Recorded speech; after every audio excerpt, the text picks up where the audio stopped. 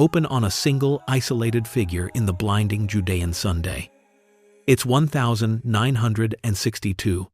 The man's face is sunburnt, his eyes frantic. This isn't a treasure hunter, it's a scholar, a man of letters, now reduced to a fanatic digging in the dust. We hear the scrape of his shovel against rock, the desperate sound of failure. This is John Allegro, a brilliant mind on the verge of ruin. He followed a map etched in metal, a map that promised the wealth of a nation, the lost treasure of the Temple of Jerusalem itself. He bet his career on it. But as the sun sets, we see the truth in the empty holes he's dug. The map led him here, to this exact spot, but the only thing he discovered was his own destruction.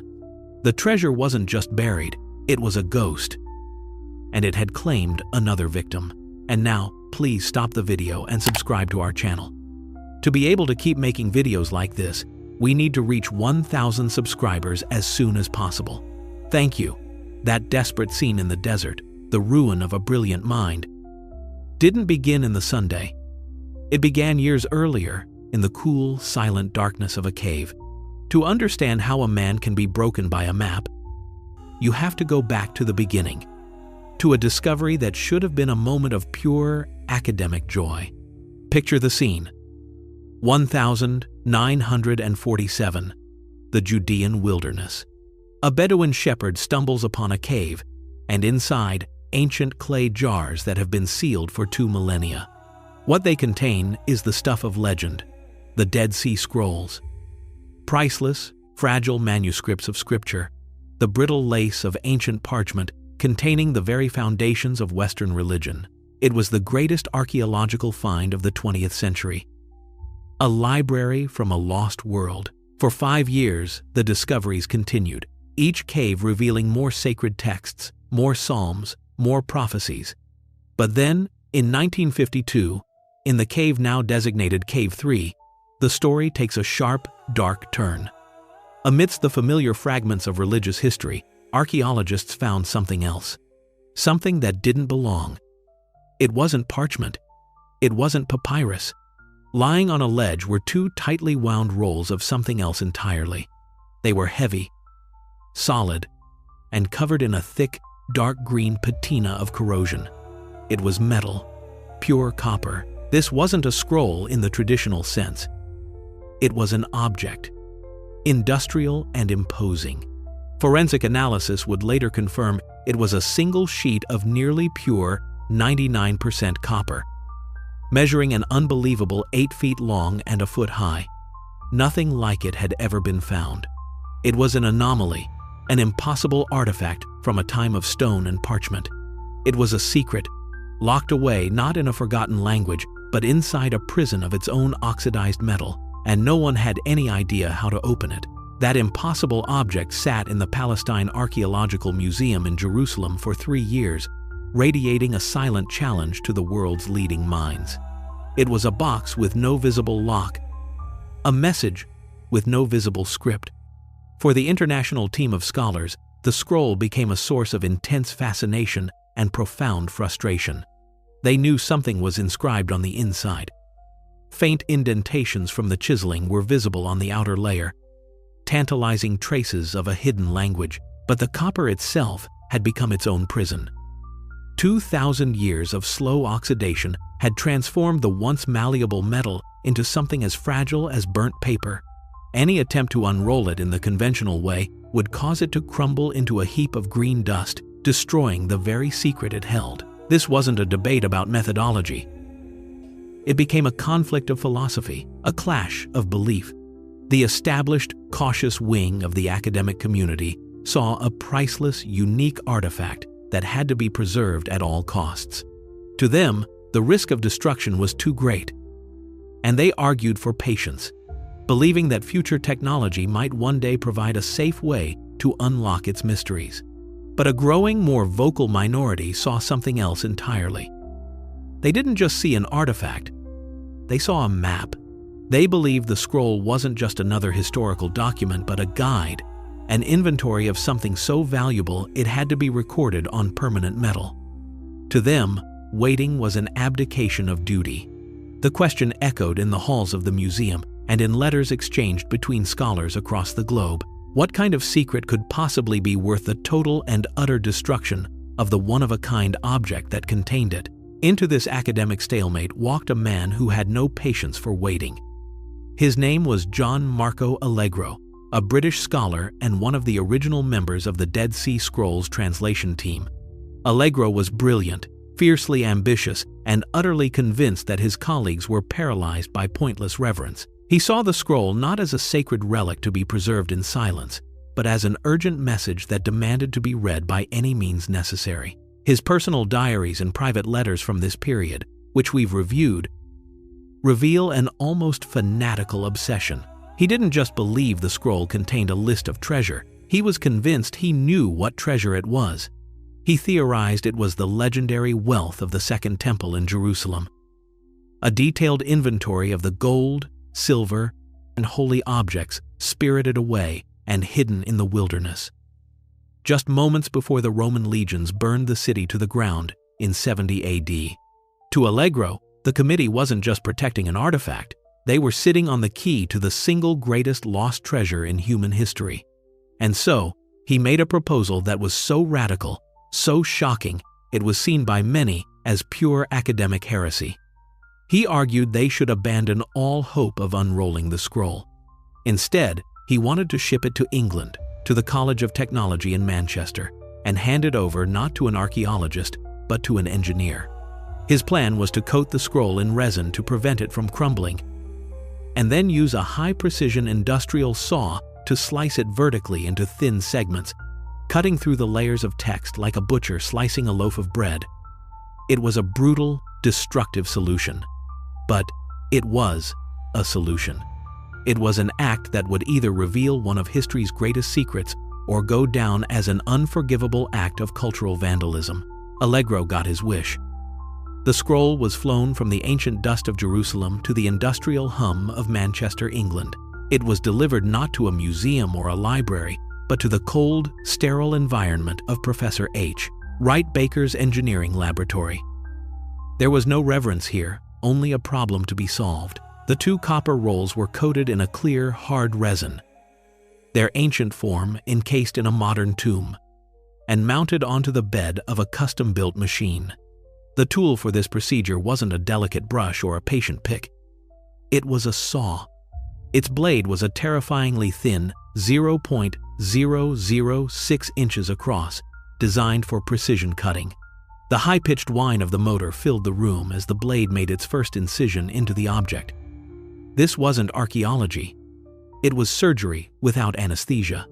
A fine, acrid dust filled the air with the smell of hot metal, the ghost of a 2,000-year-old secret being atomized. With each excruciatingly slow pass, a slice of the scroll was severed, and for a fleeting, shocking moment, a flash of bright, salmon-pink metal, the pure, unoxidized copper, was exposed to the air before it instantly began to tarnish, a secret gasping its first and last breath. This was not a discovery, it was an autopsy, a methodical dismemberment. Over the course of weeks, the scroll was systematically butchered into 23 separate segments. The secret was no longer hidden. It had been violently forced open. To keep uncovering secrets like this, subscribe to our channel now. Because what they found inscribed on the inside of those severed pieces would rewrite the rules entirely. For the first time, the text was readable. But it was a text of a kind no one had ever seen before. And it contained a message far stranger and more dangerous than anyone could have imagined. As the scholars in Manchester painstakingly transcribed the strange, chiseled letters from the 23 severed segments, they expected to find a lost book of the Bible, a secret prophecy, or the hidden rules of an ancient sect. What they found was far more shocking. There was no scripture, there was no wisdom, there was no mention of God. The text that had been locked away for 2 millennia, the secret that had cost the integrity of a priceless artifact, was nothing more than a list. It was a cold, stark, impersonal inventory, a ledger, but what it inventoried was beyond comprehension. The list detailed 64 separate locations, and at each, a cache of treasure was hidden. The numbers were astronomical, almost laughable in their scale. The scroll didn't list coins, it listed tons. According to the text, the total hoard included approximately 26 tons of gold and 65 tons of silver. To put that in perspective, that is more gold than is held in the national reserves of many modern countries. In today's value, it would be worth billions of dollars. This wasn't a temple's emergency fund. This was the wealth of a kingdom. A nation's entire treasury, seemingly liquidated and buried in the dirt. And that was the most disturbing revelation of all. In the entire library of the Dead Sea Scrolls, a collection soaked in piety and religious fervor, the Copper Scroll stands utterly alone. Its language is different, a more common form of Hebrew used for administration, not scripture. And among its 64 entries, not once does it mention the divine. It is a purely material document. In a cave full of soul, this was a text of pure, unimaginable greed. A map pointing the way to a fortune so vast, it felt like a sin. For John Allegro, the stark, materialistic text was the ultimate vindication. The academics could argue about its meaning, but for him, the path was clear.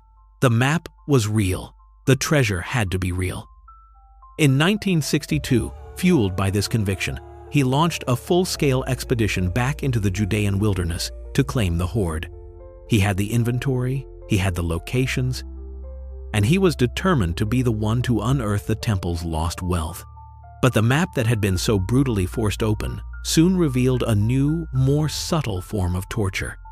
The directions chiseled into the copper were maddeningly specific, yet impossible to place. They spoke of landmarks that felt real but were untraceable after 2,000 years of erosion and history, saying things like, "in the cistern which is below the rampart," or "in the water conduit of the northern reservoir," or "in the funeral cairn of," which rampart, which cistern. These were clues from a world that no longer existed, a ghost geography. Allegro and his team chased these phantoms across the desert, digging trench after empty trench under the relentless Sunday. The media, once fascinated by the story, now began to ridicule him as a crank. Official Jordanian records from the period document the expedition's collapse, showing that his permits were eventually revoked by frustrated authorities. The man who had championed the destruction of a priceless artifact to read its secrets was left with nothing but holes in the ground and a shattered reputation. He never found a single ounce of gold. The treasure, so meticulously detailed on an 8-foot sheet of solid metal, refused to exist in the real world. It was a ghost, and the hunt had failed. Allegro's failure should have been the end of the story. A cautionary tale about the dangers of obsession. But a map to a treasure this vast doesn't just fade away. It goes dormant, waiting for new believers and new technology. Now, in the 21st century, the hunt for the Copper Scroll's ghost has been reborn. Not with shovels and dynamite, but with tools Allegro could only have dreamed of. In what some are calling a new wave of discovery, teams armed with non-invasive technology have returned to the wilderness. They are using geophysical survey equipment and ground-penetrating radar to digitally peel back the layers of the earth. And according to expert analysis of this new data, they are finding things in several locations that align with plausible interpretations of the scroll's cryptic directions. The radar has revealed what researchers are calling subterranean anomalies, voids in the bedrock, strange pockets of different soil density, and unexplained cavities just beneath the surface. On a screen, it looks like a tantalizing digital ghost, a blip that could be a buried chamber, a hidden cistern, or simply a natural cave. The data is compelling, but it is utterly inconclusive. It's a new kind of obsession, a cleaner, more scientific one, but the pattern is eerily the same. The map still promises everything, and the evidence still proves nothing. Are we just repeating Allegro's folly with better technology? Or are we one dig away from finally solving the mystery? After all the searching, after the failed digs and the ghostly radar images, we're left staring back at the object itself. And this is where the mystery becomes truly maddening. Forget for a moment the treasure. Focus on the physical reality of the scroll. This wasn't a story scribbled on fragile papyrus, destined to fade. This was an inventory chiseled character by character into a sheet of nearly pure copper, a metal chosen for its permanence. Think of the sheer effort required to create it in the ancient world.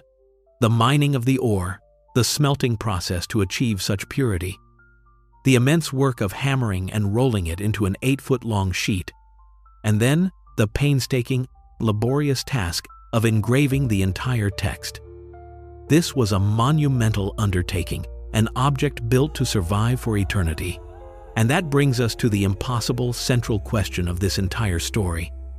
Why would anyone expend that enormous cost and effort to document a lie? A hoax on this scale, requiring such a vast investment of resources and labor, is in many ways more unbelievable than the treasure itself.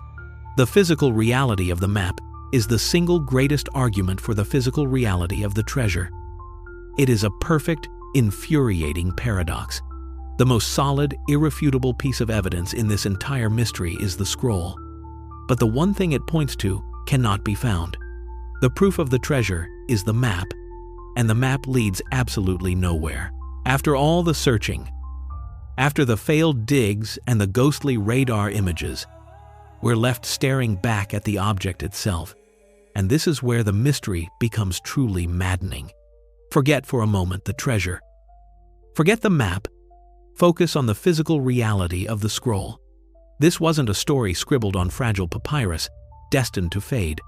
This was an inventory chiseled character by character into a sheet of nearly pure copper, a metal chosen for its permanence. Think of the sheer effort required to create it in the ancient world. The mining of the ore, the smelting process to achieve such purity, the immense work of hammering and rolling it into an 8-foot-long sheet, and then the painstaking, laborious task of engraving the entire text.